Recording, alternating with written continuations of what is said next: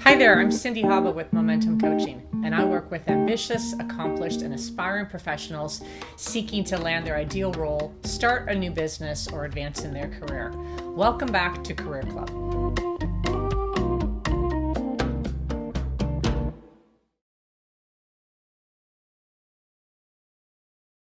A very common occurrence when a client first reaches out to me is a situation like this. They have been job searching for several months. They have submitted maybe hundreds of resumes and they get nothing back. And it can feel very frustrating putting in all of this effort and not getting any results from that activity. And I can tell you the very common threads that I see in this situation. Most often, those clients are applying to jobs that are not a good fit for them. They're applying to jobs that they really don't ultimately want. They have not been able to carefully craft their message about who they are and the value that they bring. And they haven't connected with the right people in a network to be able to get them introduced to those kinds of opportunities. Typically, your confidence has been deflated. Your sense of your value has been deflated.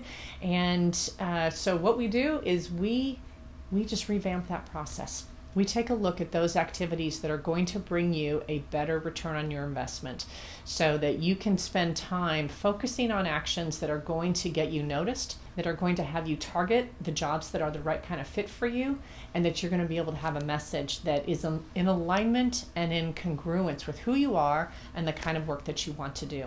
It's possible. If you're feeling frustrated and that's the situation that you're coming from where you've just spent a lot of energy, a lot of time, and you're getting nothing back, let me help you. There are many ways that we can find a solution to get you back on track, to move forward in your job search that's going to get you the results that you need. When I first work with a client that is in an active job search, we sit down and kind of break down where they are in the process and what's been working for them and what's not. Depending where they are in that process, we identify the opportunities for them to make some small and simple changes to their approach that is going to bring them more success. For instance, if they've been getting a lot of interviews but not getting any job offers, we need to look at specifically how they're messaging their abilities, how they're being able to convey what their strengths are, what their accomplishments are, and their value and fit to the job. There's one little exercise that I have all my clients do, and it's very simple. Let me share it with you right now. Any job that you're applying to, ask yourself two questions. One, how excited are you for this job? How much do you want this job? And on a scale of 1 to 10, rank that. If you want this job at a 7 or at a 9, how badly do you want this job? The second question to ask yourself is, how well qualified for this job are you? How much of a fit are you for this job? Again, rank yourself on a scale of 1 to 10. If you want a job, if your desire for this job is at a 7, but your skill set and your fit is a 9 or a 10, you're going to need to raise up your desire for this job, because there's somebody else out there that wants this job at an 11. And an interviewer is going to be able to tell how badly you want that job.